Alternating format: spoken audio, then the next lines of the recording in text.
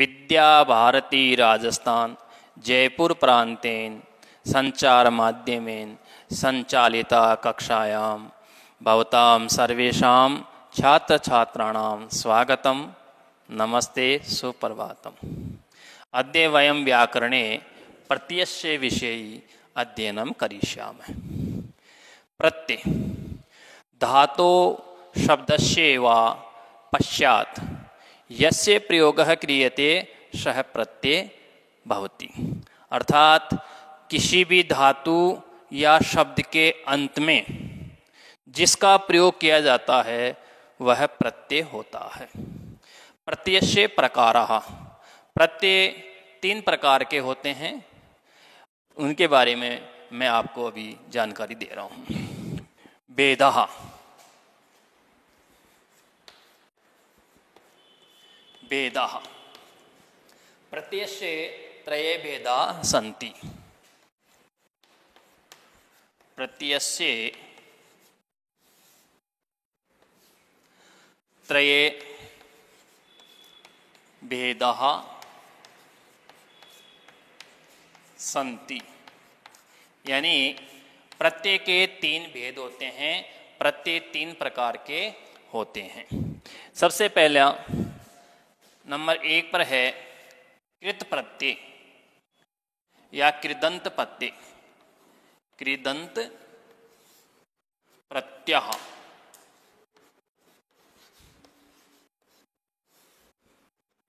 कृदंत प्रत्यय। Number 2 पर है तद्धित, तद्धित प्रत्यय, तद्धित प्रत्यय। और तीसरा प्रत्यय होता है स्त्रीलिंग प्रत्यय, स्त्रीलिंग प्रत्यय।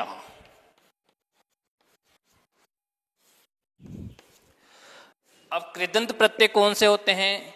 तो कृदंत प्रत्यय वो प्रत्यय होते हैं जिनका प्रयोग धातु या क्रिया के अंत में किया जाता है। तो इसकी परिभाषा इस प्रकार होगी, येषां प्रत्यानाम, प्रत्यानाम, येषां प्रत्यानाम प्रयोगः, प्रयोगः धातो, धातो धातु के क्रियाया वा, धातो क्रियाया, क्रियाया वा पश्चात क्रियते, पश्चात क्रियन्ते।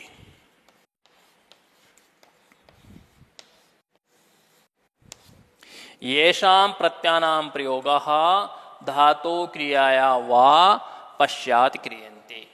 जिन प्रत्ययों का प्रयोग धातु या क्रिया के पश्चात या क्रिया के अंत में किया जाता है वे कृदंत प्रत्यय होते हैं। ये प्रत्यय होते हैं जैसे जैसे तव्यत प्रत्यय, तव्यत प्रत्यय, अनियर प्रत्यय, अनियर प्रत्यय, तव्यत प्रत्यय, अनियर प्रत्यय, क्षत्रिय प्रत्यय, क्षत्रिय प्रत्यय, शानच प्रत्यय, शानच प्रत्यय आदि। आदि ये जो प्रत्यय होते हैं ये कृदंत प्रत्यय कहलाते हैं, क्योंकि इनका प्रयोग हमेशा किसी भी धातु या क्रिया के बाद में ही होगा। अब दूसरा प्रत्यय है तद्धित प्रत्यय।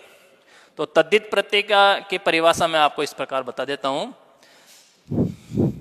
तद्धित प्रत्यय, तद्धित प्रत्यय वे प्रत्यय होते हैं जिनका प्रयोग संज्ञा या सर्वनाम आदि शब्दों के पश्चात किया जाता है। जिन प्रत्ययों का प्रयोग संज्ञा या सर्वनाम शब्दों के पश्चात या अंत में किया जाता है वे तद्धित प्रत्यय कहलाते हैं। परिभाषा लिख लो। येषां प्रत्ययानां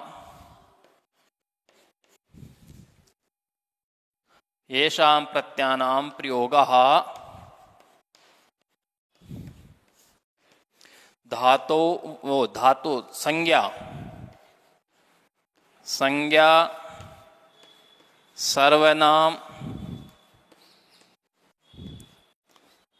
आदि सर्वनामादि शब्दानाम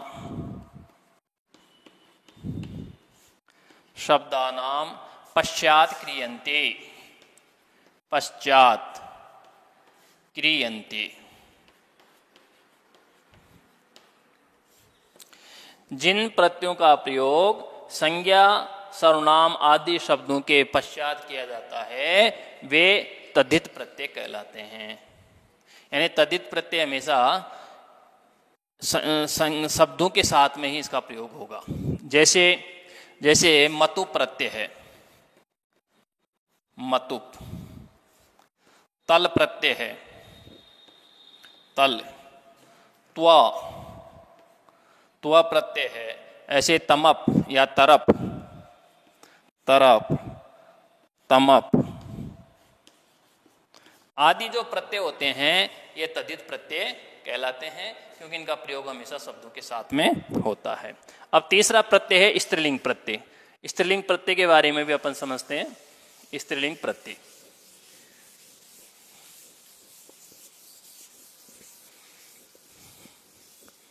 स्त्रीलिंग प्रत्यय वे प्रत्यय होते हैं जो पुल्लिंग शब्दों को स्त्रीलिंग शब्द बनाने में प्रयोग किए जाते हैं। तो इसके बारे में परिभाषा लिखो। येषां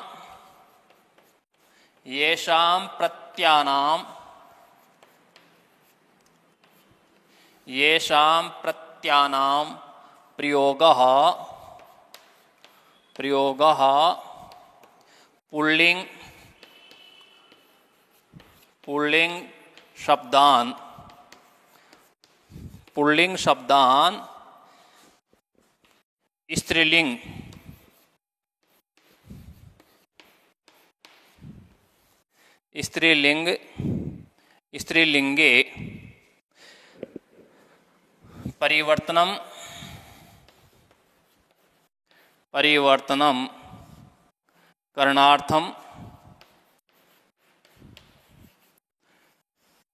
परिवर्तनम करणार्थम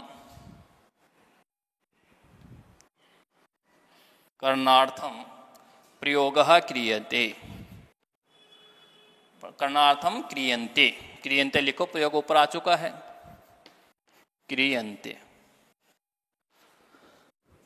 येषां प्रत्ययानां प्रयोगः पुल्लिंग शब्दान स्त्रीलिंगे परिवर्तनम करणार्थम क्रियन्ते।